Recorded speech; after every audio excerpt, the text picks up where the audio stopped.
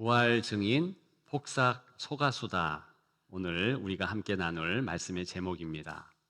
폭삭 소가수다.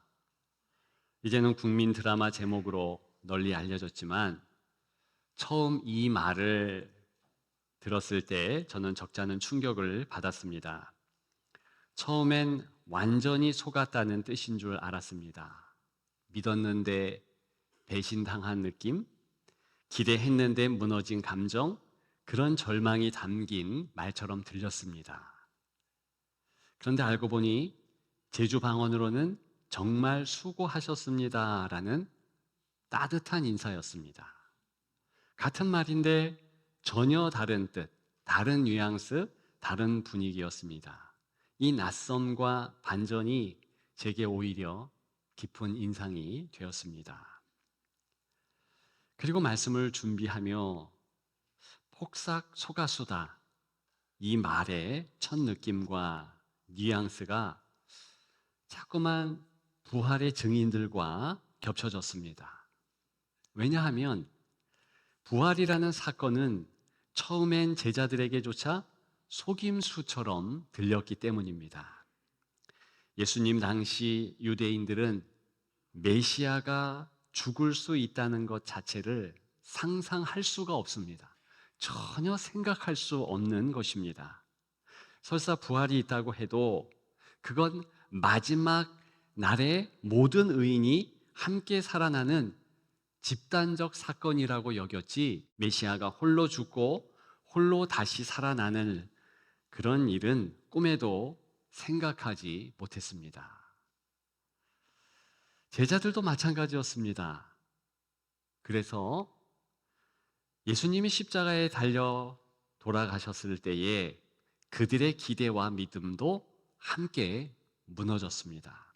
누가복음 24장 21절에 엠마오로 가던 두 제자의 탄식이 나옵니다. 그가 이스라엘을 구속할 자라고 바랐노라. 무슨 뜻입니까? 예수님이 메시아라고 생각했는데 죽는 것 보니 아니구나. 이 나라를 구원케 할 그런 메시아는 아니구나. 이렇게 확신했다는 것입니다. 바로 이 말이 모든 제자들의 심정을 대변합니다. 그러니 무덤이 비었다는 소식을 들었을 때 제자들의 첫 반응은 우리가 11절에 읽었듯이 정말 살아나셨다의 그런 기쁨이 아니라 무슨 일이 일어난 거야? 누가 우리를 속이는 것은 아닐까 하는 혼란과 의구심이 가득했다는 것입니다. 그러나 예수님은 정말로 부활하셨습니다. 그래서 이 믿음은 속임이 아니라 진실이요 역사이며 하나님의 능력인 것입니다. 십자가의 죽음 이후 3일 동안 애타게 주님을 찾으며 무덤을 오갔던 본문의 여인들에게 만일 주님께서 그 자리에 계셨다면 주님은 이렇게 말씀하셨을지도 모릅니다. 폭삭 소가수다. 정말 수고 많았다. 그 모든 슬픔과 기다림, 헌신과 눈물을 아시는 주님께서, 사랑이 가득한 그분께서 기꺼이 그런 말씀을 하셨을 것입니다. 이제 오늘 본문을 통해서 부활이 우리에게 주는 가장 중요한 몇 가지 메시지를 나누고자 합니다. 그 첫째는요, 부활은 만남이라는 것이지요. 누가복음 24장 5절 오늘 본문, 어찌하여 살아있는 자를 죽은 자 가운데서 찾느냐. 두 천사가 무덤을 찾아온 여인들을 향하여 외친 말들입니다. 살아있는 자를 죽은 자 가운데서 찾느냐. 이것은 애도와 만남의 확연한 차이를 지적해 주는 천사의 말입니다. 이 여인들은요, 주님을 사랑하는 이들이었습니다. 그리고 그 사랑을 가득 담아서 애도의 물품 또한 준비했습니다. 누가복음 24장 1절에 보게 되면 준비한 향품을 가지고 무덤에 갔다 그랬습니다. 며칠 전 니고데모, 아리마대 요셉이라는 사람들이 예수님의 장사를 집례했습니다. 그때 성경 기록에 의하면 향품을 얼마나 많이 준비했는가? 약 30kg를 준비했습니다. 요즘 시가로 1억이 훨씬 넘는 돈입니다. 왕의 장사다라는 생각을 가지고 그들이 했다는 것을, 그들이 장사를 지냈다는 것을 알 수 있는 대목입니다. 그만큼 그들도 애도의 뜻을 가지고 있었지요. 질세라, 이 여인들 또한 향품을 준비했습니다. 적게는 몇백만 원에서 많게는 수천만 원에 이르는 그러한 향품을 넉넉히 준비했다는 것입니다. 얼마나 사랑이 많은 행동입니까? 그럼에도 불구하고 전혀 이 무덤에는 필요 없는 용품이었습니다. 왜요? 주님이 살아나셨기 때문이지요. 애도와 오늘 제가 언급하고 있는 만남의 차이는 이와 같습니다. 아무리 마음을 다해서 준비했더라도 죽은 자를 만난다 이런 표현을 하지 않습니다. 그저 애도하는 것이지요. 그저 예의를 갖추는 것이지요. 혹시 우리가 주님 앞에 이런 애도의 마음으로 예배 드리는 것은 아닌지요. 아무리 정성을 쏟고 아무리 준비가 철저한다 해도 살아계신 하나님 앞에 드리는 예배, 그것은 애도가 아닙니다. 내 앞에 주님께서 함께 하신다. 나와 함께 하신다. 내 음성을 듣고 내 기도를 듣고 내 찬양을 듣는다. 이런 확신을 가지고 드리는 예배, 그것이 참된 예배요. 만남의 예배가 될 줄 믿습니다. 바로 그런 부분을 이 천사들은 지적하고 있는 것입니다. 만남이 어떤 성격인 것인 것을 확연하게 다루고 있지 않습니까? 죽은 자를 어찌하여 살아있는 자를 죽은 자 가운데서 찾느냐? 주님이 부활하셨다는 것입니다. 사실 부활은 만남 그 자체입니다. 부활은 그 시작과 끝이 다 만남을 위하여서, 만남 때문에 이루어진 것입니다. 부활 전에 우리가 주목해야 할 한 만남이 있습니다. 성삼위 하나님의 만남이지요. 소위 천상의 어전회의입니다. 그 만남에서 이미 주 예수 그리스도 죽음과 부활이 논의되었습니다. 그러한 성경의 여러 말씀들을 우리가 볼 수 있는데요. 대표적으로 로마서 8장 11절은 이렇게 말하고 있습니다. 예수를 죽은 자 가운데서 살리신 이의 영이 너희 안에 거하시면 그리스도 예수를 죽은 자 가운데서 살리신 이가 너희 안에 거하시는 그의 영으로 말미암아 너희 죽을 몸도 살리시리라. 핵심은 이겁니다. 성삼위 하나님께서 다 공이 죽은 자를 일으킨다. 예수 그리스도를 일으키신다. 그것입니다. 따라서 예수님의 부활은 단순한 능력의 사건이 아닌 것입니다. 성부의 뜻에 순종하신 성자, 그리고 성령의 능력으로 이루어진 삼위 하나님의 사랑의 역사인 것입니다. 그렇기 때문에 부활 전에 만남이 있었고 당연히 부활 후에도 만남이 있는데 바로 부활 후의 만남은 우리를 위한 그리스도의 만남인 것입니다. 살아계신 하나님으로서 만나는 것입니다. 그래서 몇몇의 마리아, 에베오, 엠마오 제자들, 도마에게 예수님은 먼저 찾아오셨습니다. 제자들의 무너진 마음을 다시 일으키시기 위해서 부활하신 주님은 그들을 만나주셨다는 것입니다. 주님이 찾아오신 거예요. 이런 오해 없도록 아예 빈 무덤에 주님이 안 계셨습니다. 왜 그럴까요? 보셔요. 지금 누가 누구를 찾아왔습니까?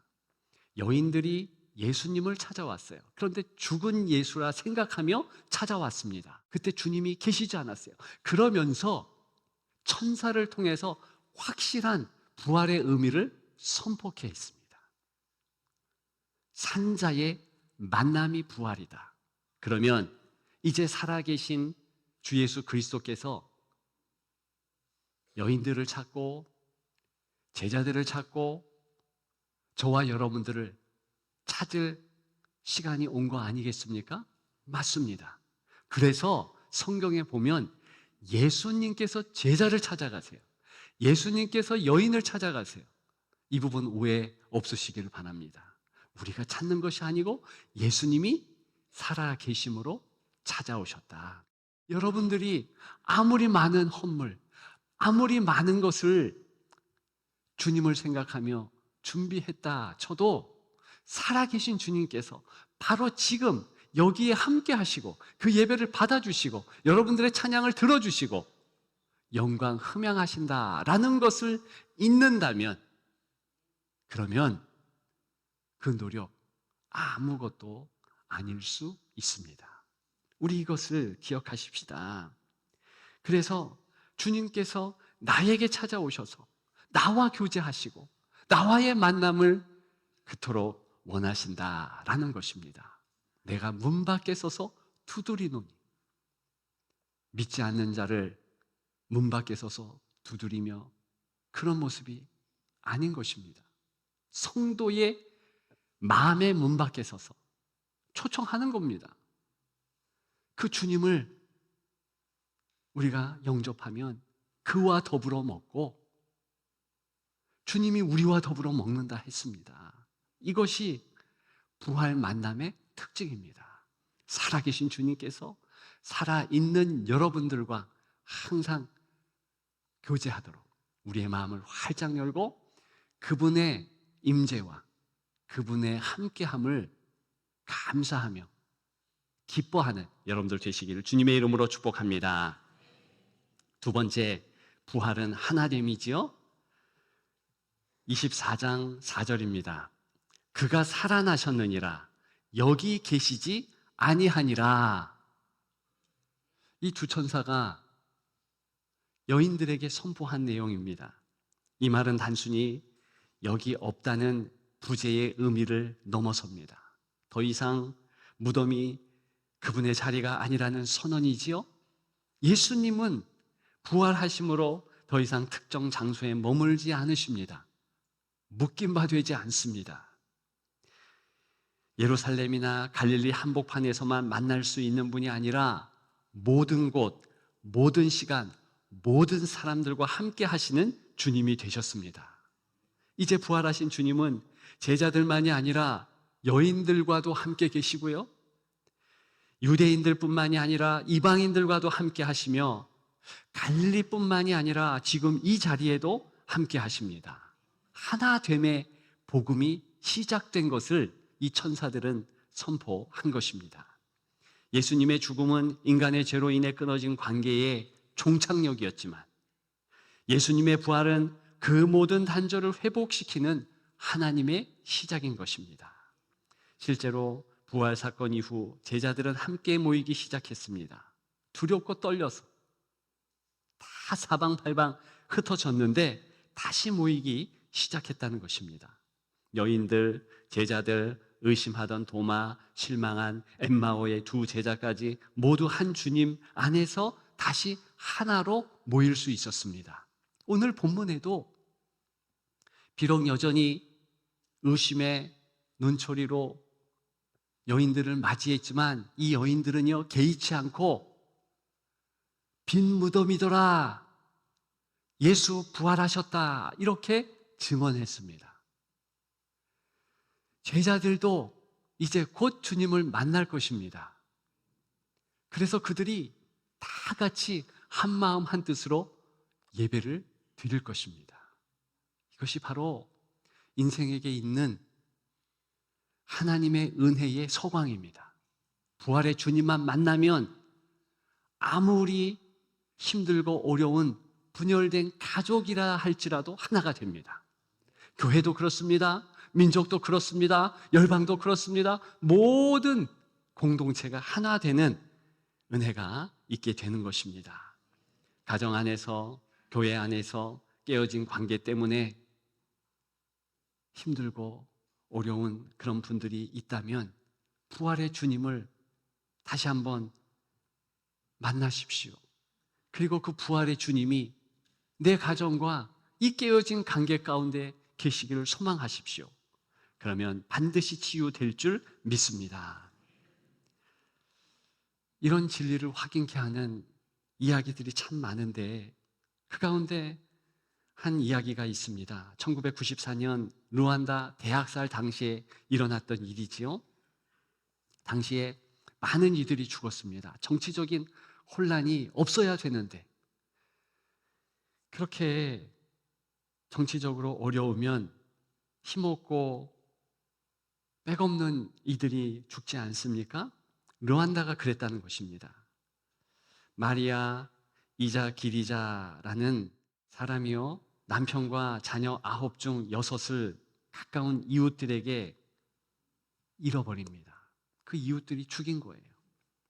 마을 사람이었던 필버트 은퇴 지리자자라는 이 이상한 이름을 가진 자는 정말로 가까운 이웃이었는데 가해자로 돌변해서 그렇게 남편도 죽이고 6 아이들을 죽였습니다. 잡혀서 감옥에 가서 감사하게도 주 예수 그리스도를 믿고요, 회개하게 됩니다. 그리고 마리아에게 이 사람이 용서를 구하는 편지를 보냅니다. 마리아는 처음엔 울부짖었지만 기도와 눈물 끝에 이렇게 고백하게 됩니다. 하나님이 나를 살리셨기에 나도 그를 살게 해야 했습니다. 그를 용서한 후 진정으로 마음에 자신도 평강이 찾아왔다, 그런 고백을 하게 됩니다. 지금은 이 둘은 같은 화해 공동체 마을에서 살아가고 있습니다. 같은 땅을 일구고요, 같은 예배에 참석합니다. 죽음의 골짜기에서 부활의 공동체를 살아내고 있는 것입니다. 바로 이것이 부활의 하나됨이에요. 찢겨진 저와 여러분들의 마음을 어떻게 우리 스스로 수선할 수 있고 고칠 수 있겠습니까? 그럴 수 없는 거예요.